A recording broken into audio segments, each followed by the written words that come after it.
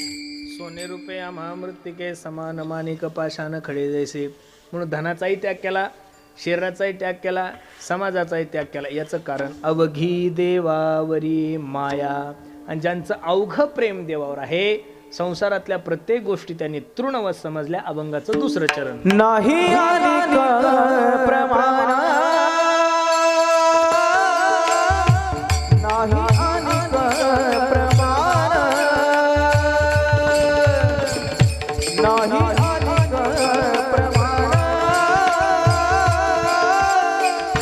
नाही प्रमाण